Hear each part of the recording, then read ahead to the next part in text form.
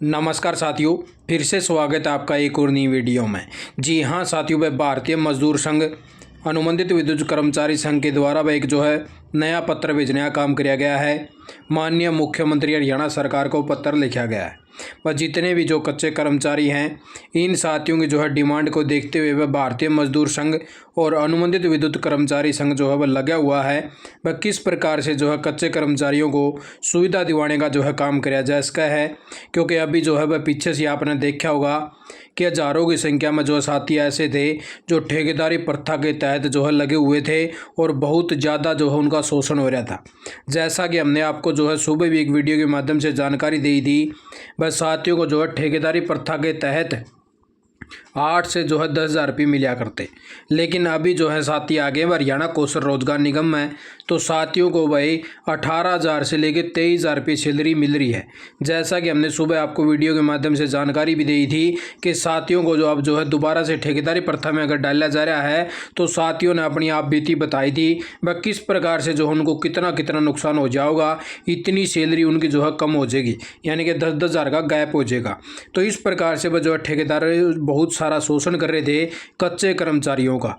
वो उसी प्रकार से अनुबंधित विद्युत कर्मचारी संघ और भारतीय मजदूर संघ ने भाई इस प्रकार से साथियों की जो मांग होया करती भाई ठेकेदारी प्रथा से बाहर निकालना, तो उसी प्रकार से हरियाणा सरकार ने हरियाणा कौशल रोजगार निगम का गठन किया। और उसी प्रकार से अभी भी काफ़ी सारी मांगें ऐसी हैं जिससे कर्मचारी वह जूझ रहे हैं। उनकी मांगों को भी पूरा करवाने के लिए वह संघ है वो लगा हुआ है और आपके लिए वह पत्र लिख दिया है माननीय मुख्यमंत्री साहब को। तो इस प्रकार से इन्होंने जानकारी दी है, लेकिन काफ़ी समय बीत जाने के बाद में भी बहुत सारी मांगें हैं पूरी नहीं करी है सरकार ने। बस 27 नवंबर 2023 को संगठनात्मक अधिकारी बैठक बुलाकर सभी समस्याओं का समाधान करने की कृपया करें, अन्यथा संगठन ने फैसला लिया वह विद्युत विभाग के सभी जिलों के अनुबंधित कर्मचारी विरोध प्रदर्शन करते हुए सभी मुख्य अभियंता को वह पत्र देने का काम करेंगे। 28 नवंबर 2023 को गुरुग्राम पंचकूला में और 5 दिसंबर 2023 को रोहतक और हिसार में ज्ञापन देने का निर्णय लिया है।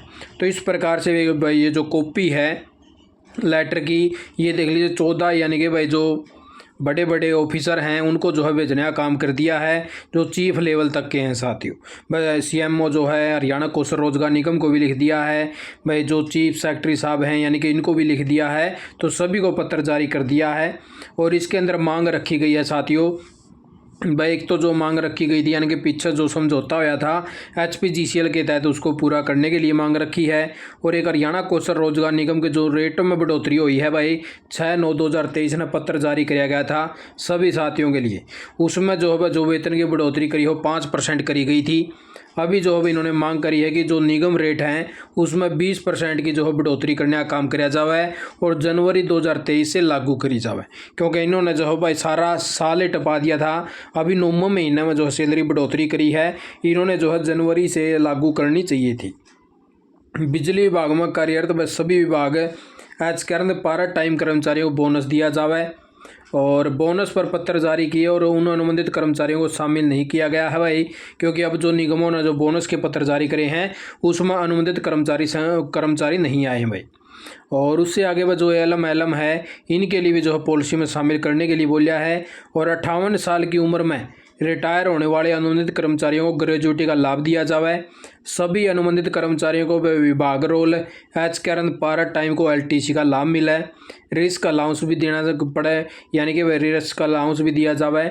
और सभी विभाग जो रोल हैं कर्मचारियों को रेगुलाइजेशन पॉलिसी बनाई जाओ भाई। सभी यानी कि जो भी कर्मचारी लगे हैं भाई एचकरण के तहत लगे हों या पार्ट टाइम कर्मचारी हों, इनको रेगुलाइजेशन पॉलिसी बनाई जाए तथा बिजली विभाग में लगे अनुबंधित कर्मचारियों को इसमें शामिल किया जाए। बिजली विभाग में लगे सभी विभाग रोल के कर्मचारियों का डाटा भाई HRMS के पोर्टल के ऊपर डाला जाए। विभाग रोल के कर्मचारियों को भी एचकरण का रेट दिया जाओ भाई। और उस प्रकार से विभाग में जो अनुबंधित कर्मचारी अनस्किल्ड लगे हुए हैं जिनको कम से कम 3 साल पद पर कार्य करते हुए वह उनको स्किल्ड का दर्जा दिया जाए। पार्ट टाइम कर्मचारियों का एचकरण में शामिल और उससे आगे वह जितने भी यानी कि सभी 33 kV सब स्टेशन हैं यहाँ पर यार्ड स्टिक 5 की जाए भाई। और उससे आगे इन्होंने 80 यूनिट पर मंथ का लाभ दिया जाए जो अनुबंधित कर्मचारी हैं। और उससे आगे जो हरियाणा कौशल रोजगार निगम है इससे संबंधित भी जो है मांगे रखने का काम किया है। वह अनुबंधित कर्मचारियों की ट्रांसफ़र होने के कारण कौशल रोजगार निगम में उनका डीडीओ चेंज करने का ऑप्शन नहीं है, जिस कारण उनकी सैलरी बनाने में परेशानी आ रही है। इस विषय पर जो है वह कौशल रोजगार निगम से समाधान करवाया जावे और एवं ट्रांसफ़र का ऑप्शन जो है वह पुनः खोला जावे, क्योंकि इन साथियों के जो ट्रांसफ़र हुए थे साथियों, ये शुरू में वह ऑप्शन दे रखा था हरियाणा कौशल रोजगार निगम के डीडीओ लॉगिन आईडी के पोर्टल के ऊपर। उस टाइम पर डीडीओ के द्वारा जो है काफ़ी साथियों के ट्रांसफ़र कर दिए गए थे, लेकिन उन साथियों का जो डीडीओ चेंज है उसका ऑप्शन नहीं दिया गया था, जिसकी मांग करी है। और एक बार जो ट्रांसफ़र का ऑप्शन है ये काफ़ी सारे साथी जो हम मांग कर रहे हैं वह ट्रांसफ़र जो हमारा कराया जाए, क्योंकि साथियों को जो ज़िले अलॉट करे गए हैं वो बहुत ज़्यादा दूर दूर करे गए हैं, जिससे साथी परेशान हो रहे हैं। और इस ऑप्शन के लिए वह पुनः बोला गया वह दोबारा से शुरू कराया जाए और खोला जाए। भाई ITI होल्डर जो है, पॉलिटेक्निक डिप्लोमा होल्डर हैं और डाटा एंट्री ऑपरेटर हैं, इनको भाई लेवल 1-2 से हटा के 3 में भेजने का काम कराया जाए, क्योंकि 3 के अंदर वह सैलरी भी ज़्यादा है और इस लेवल की हैं जो वह पोस्टें भी हैं साथियों। और उसके बाद में जो निगम वेजेस रेट है 5 से 10 साल की भांति 15, 20, 25 व 30 सालों की सेवाएं देने वाले श्रमिकों के लिए भी अलग से वेतन वृद्धि का प्रावधान कराया जाए। यानी कि जो 5 से 10 साल की जो भांति बना रखा है उसके अंदर 15, 20, 25, 30 सालों की सेवा वाले श्रमिकों के लिए भी बनाया जाओ भाई। और उसी प्रकार से हरियाणा कौशल रोजगार निगम में मेडिकल और कैजुअल लीव छुट्टी के लिए वह जो महीने में एक ही अवकाश का प्रावधान है, इसको बदलवा कर भाई इसके जो है महीने की बजाय कैलेंडर वर्ष कराया जावे और 15 मेडिकल और 15 कैजुअल लीव जो छुट्टियां हैं वो देने का प्रावधान कराया जावे।